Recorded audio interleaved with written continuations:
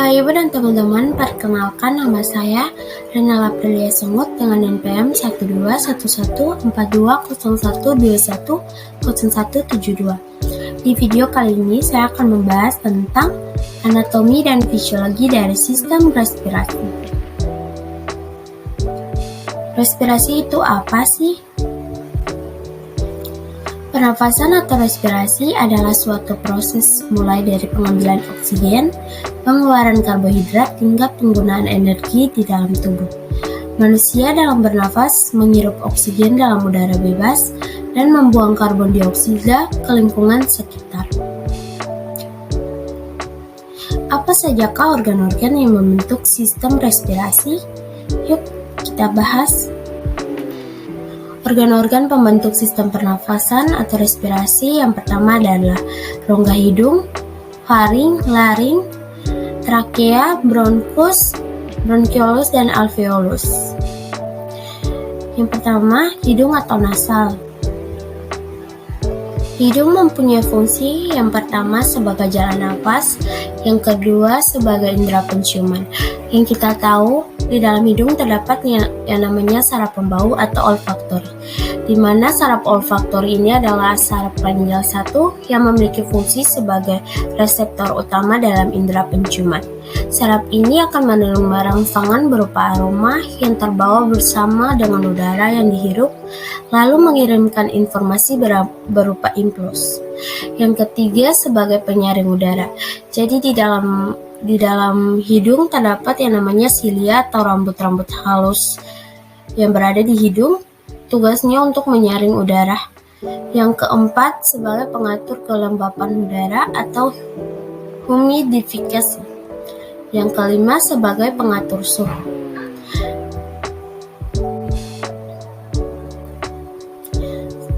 Teman-teman bisa lihat di sini adalah bagian-bagian daripada hidung.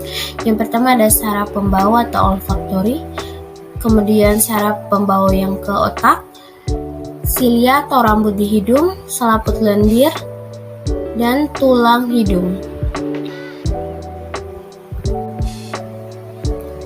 Faring atau tekak. Bagian tenggorokan yang menghubungkan mulut dengan rongga hidung pada esofagus dan laring melalui tabung berotot. Faring ini juga berperan sebagai jalan bagi makanan dan udara untuk mencapai lambung dan paru-paru. Faring mempunyai fungsi yang pertama menyaring udara oleh silia atau rambut-rambut halus, yang kedua menyeimbangkan tekanan udara, yang ketiga tempat rangsangan bersin terjadi untuk mengeluarkan benda asing. Ketiga, laring. Laring adalah bagian dari sistem pernafasan. Organ ini menghubungkan trakea atau saluran udara dan tenggorokan. Selain memiliki peran penting dalam menghasilkan suara, laring juga berfungsi mencegah makanan dan minuman masuk ke dalam saluran pernapasan. Laring berfungsi sebagai penghubung antara faring dan trakea. Di dalam laring terdapat katup yang namanya epiglottis. Jadi epiglottis ini menghindari agar makanan itu tidak masuk ke dalam sistem pernapasan dan juga sebagai pembentuk suara. Batang tenggorok atau trakea. Trakea adalah organ pernapasan yang berbentuk seperti tabung besar. Organ ini termasuk organ pernapasan bagian bawah, sama seperti paru-paru, bronkus, bronkiolus, dan juga alveolus. Trakea memiliki panjang kurang lebih 11 cm dengan lebar 2,5 cm. Letaknya ada di bawah laring dan berakhir di tengah dada, atau tepatnya di balik tulang dada dan di depan kerongkongan.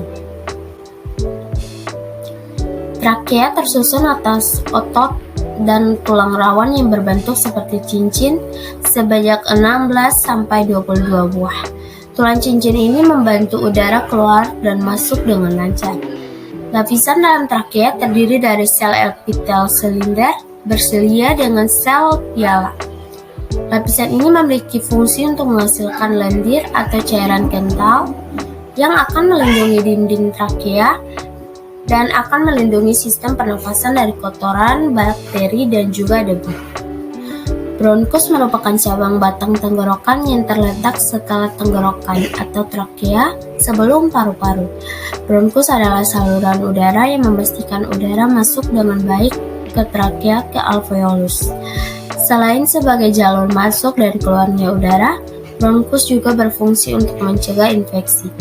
Bronkus berperan sebagai jalur keluar masuknya udara, yaitu ke dalam dan keluar paru-paru. Selain itu, bronkus juga berperan penting dalam mencegah terjadinya infeksi pada saluran pernapasan. Kemudian gelombang paru atau alveolus.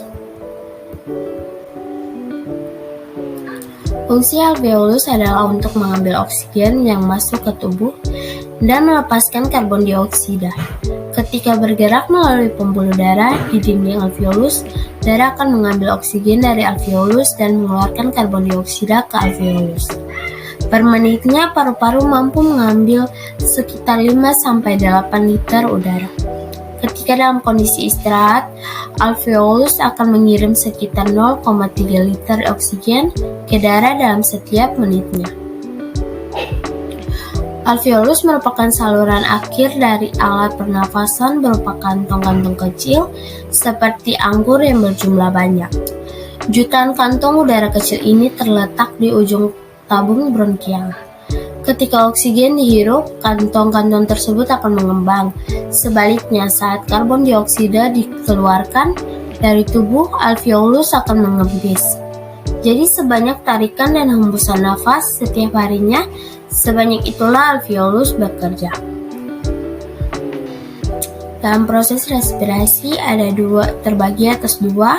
Yang pertama respirasi luar atau external respiration, di mana proses pertukaran O2 dan CO2 antara sel-sel dalam tubuh dengan lingkungan luar. Kemudian yang kedua ada respirasi dalam sel atau internal, yang dimana proses metabolik intrasel yang terjadi di mitokondria meliputi penggunaan O2 dan produksi CO2 selama pengambilan energi dan bahan nutrien.